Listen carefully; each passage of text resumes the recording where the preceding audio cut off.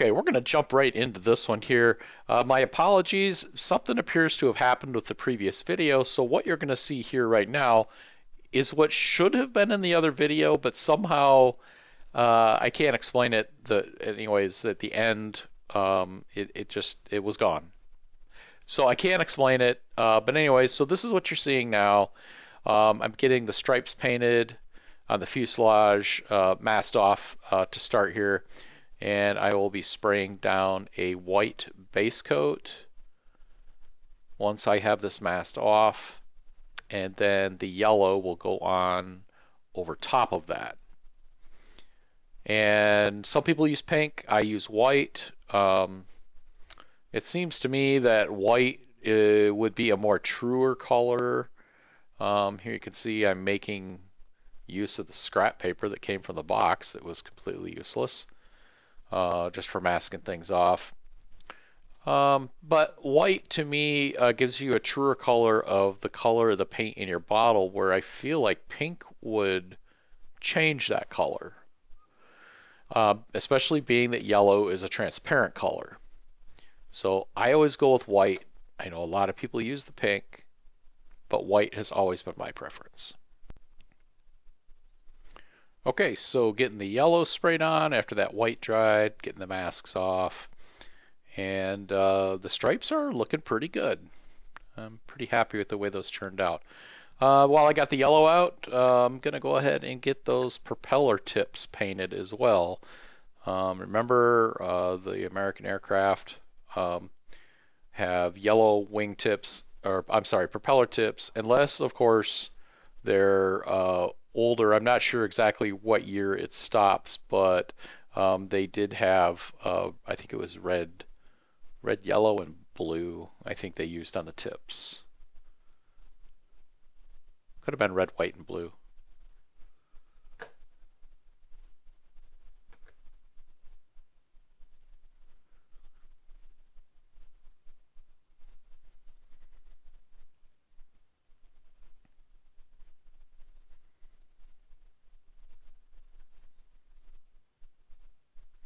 Okay, getting the decals ready to go here. Those roundels. These are just cool. I love them. I love the roundels with the yellow border. I think they just look really good.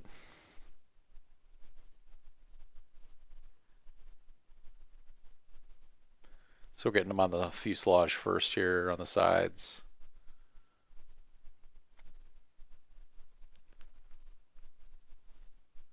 And then wing tops. So apply the setter, get the decal in place,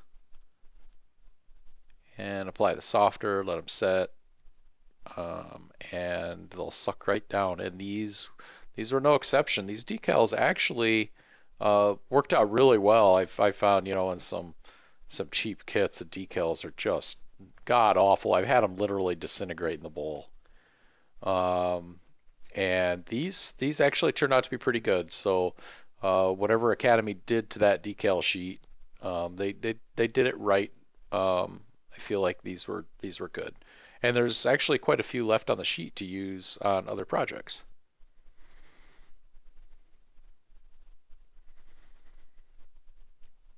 My only critique is the blue in the stars and bars. It's too blue. It's not dark blue like it should be. It's more like a mix between dark blue and royal blue. So a little too light for my belief. The dark blue in the roundels with the British markings or with the stars, those blues look correct to me.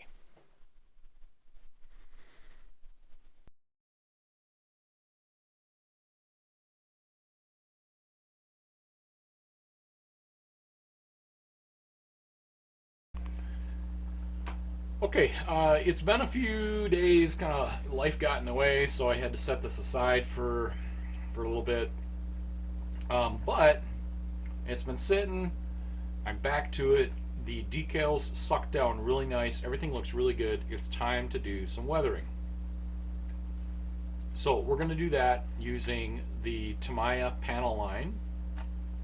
And as I've demonstrated in some of my other videos, I'm going to use this old crappy paintbrush. Nothing special, just it's an old fine tip, small paintbrush that's all frayed out and is no good anymore. I prefer to use that rather than the brush that comes with the panel line stuff. It's fine. I don't know. For some reason, I just prefer doing it this way. So I'm going to demonstrate a little bit on what I'm going to do here with that, and then we'll just get into a time lapse and get it done. But I would like to just show off the color scheme again. I really like this scheme. It looks really good. I'm not sure exactly what this and this is supposed to represent. But they're there. There's nothing on the other side, just on this would be the port side. So I don't know exactly what those are supposed to mean, but it gives it a little character anyhow. So all right, so we're just going to dip here, and we're just going to go about hitting these panel lines and a brush.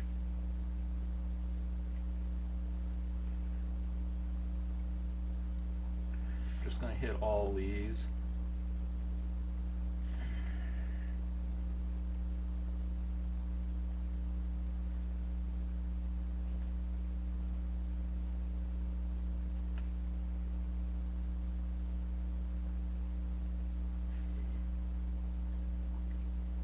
So I'll probably just demo this wing here, and then we'll get on with the time lapse.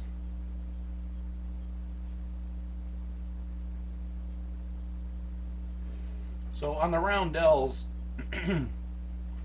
I like to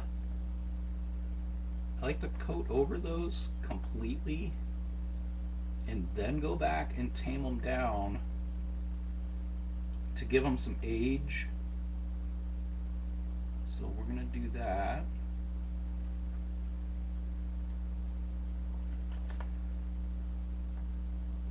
There's not a lot of panel lines on this.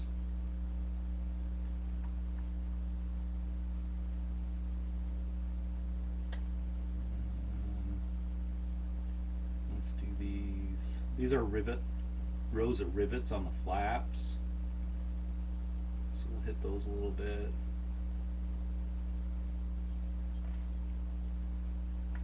And we don't want these to be too prominent, because if you look at pictures of these aircraft, and they're in pretty good condition, really. Some of them, saw a lot of combat, so they were rough. But also, that being said, a lot of these didn't survive long enough to become rough. Okay, so now,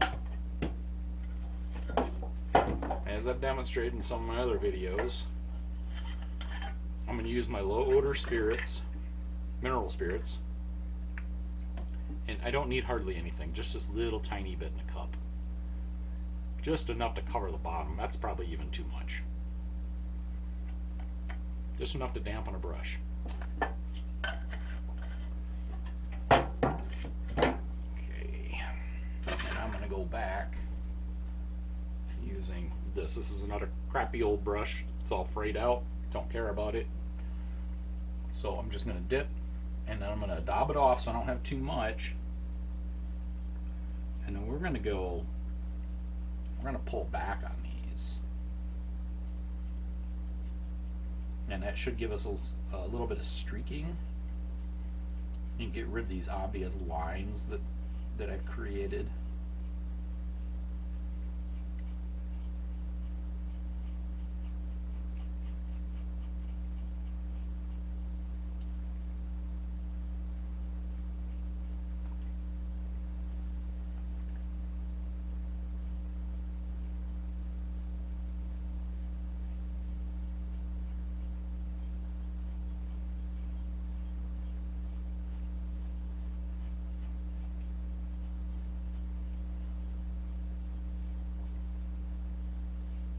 can see what's happening there. Just giving it some character. I do think that a lot of stuff I see is way over weathered. And there's probably plenty of people out there that'll think that I over weather mine too. I don't think that's the case. I try to keep the weathering tame, but I like a little bit. You know, you gotta have a little for character. And this yellow is proving not challenging, but different. I usually don't weather over yellow like that.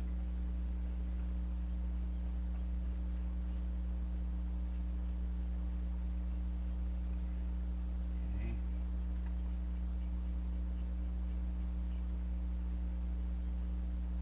And long streaks is the way I like to do this. So I'll work a panel line like right here, just to get it going, and then we'll streak on back so it looks more natural from wind flow. Oh, and also, I mentioned before, I like to go over the insignias completely to give them some age, because I think they're just too bright. So we're going to let that set for just a sec while we do the rest of this here. And then we'll go back and rub that down a little bit.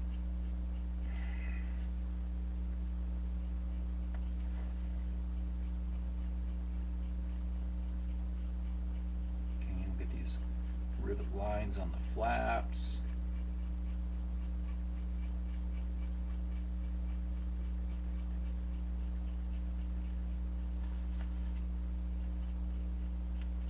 And they look dark right now, but that's because of the mineral spirits. Once that evaporates off, these will lighten up considerably.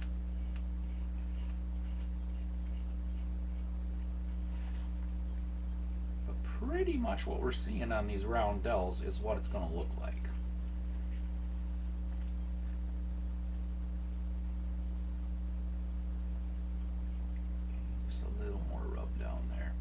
And so I don't know if you can tell, this is without, and this one's with the weathering.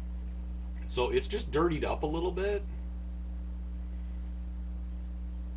Watch and make sure you don't have any like spots or anything. You want them to look pretty evenly streaked.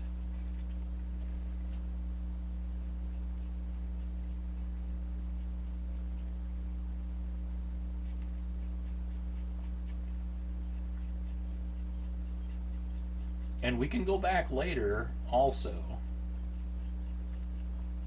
Once these mineral spirits dry off of here, we can go back if we need to and tame it down a little bit more.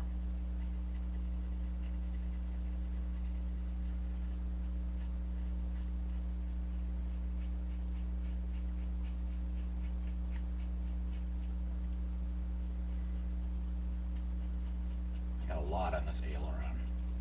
Too much. So it doesn't look realistic to me. So we gotta tame that down. It's mainly right around this trim tab, and then when I did the roundel, I think I had some rundown in there. I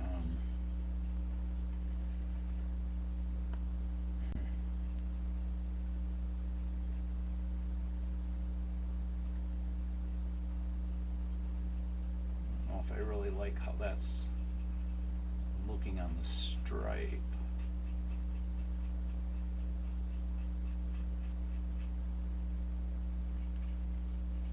Or over here, we're gonna scrub this a little bit.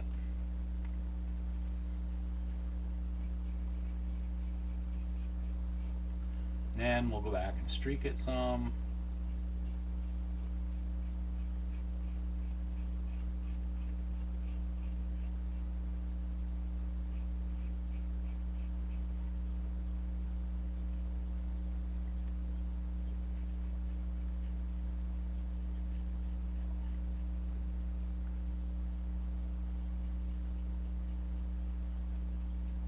Okay, I think that is looking pretty good. A little bit of weathering just to dirty it up a little bit, but not so much that I don't think it looks unrealistic.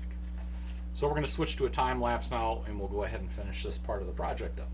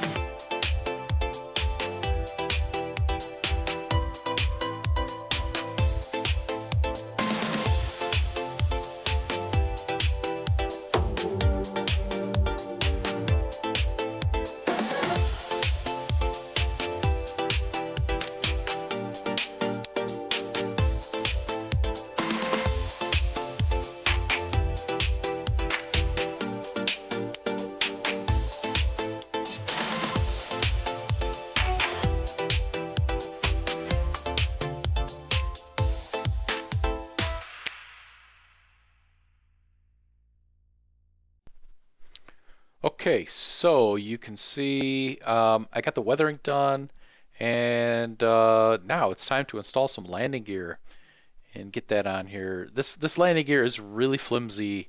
It doesn't seem very sturdy. I don't know how over time with this sitting on a shelf how well it's going to hold up. Um, anyways, whenever I do landing gear, I try to install it and then support the model so the landing gear is hanging straight down or in its proper position until the glue sets completely.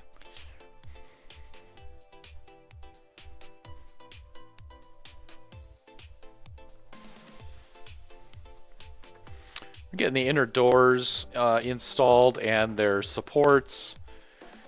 These are awkward looking, to say the least. Not awkward looking, but the way the doors are created, there's little tabs on there that you would think they lay flat. When you glue them in place, they lay flat on the inside of the wheel wells to properly position them. However, if you do that, they set at a really weird angle. And A, that's wrong, and B, it's impossible to install the mechanisms that would open and close those. So this is probably the biggest fault I've seen in the kit is with those inner landing gear doors and trying to install them. Okay, and now here is the completed model. Um, Overall, I mean, it's fine. It looks okay. I'm not really crazy about it. It's my least favorite P51 model that I've built, aside from the color scheme. So the color scheme is great. Something happened inside the canopy. I don't know how, but there's white spots. After I unmasked it, there's white spots all over inside the canopy. I don't know how that happened. I might try to remove it to clean them off, but probably not. I don't know if I'm going to take the time to mess with it, and chance breaking the canopy. So basically, that's the long and the short of it. An old Accurate Miniatures kit, reboxed um, as an Academy kit. Ridiculously poor instructions if you need them. Um, it's just a very, very, very, very mediocre kit, but it's a cool subject. Again, if you're looking to get into this hobby and start doing this, or if you're just looking for a P51 in general, save your money and buy a Tamiya, unless you specifically want to build a P51A or an A36. So that's going to close this out for now. And like and subscribe. Please tell your friends. And don't forget to please keep your fingers out of the glue.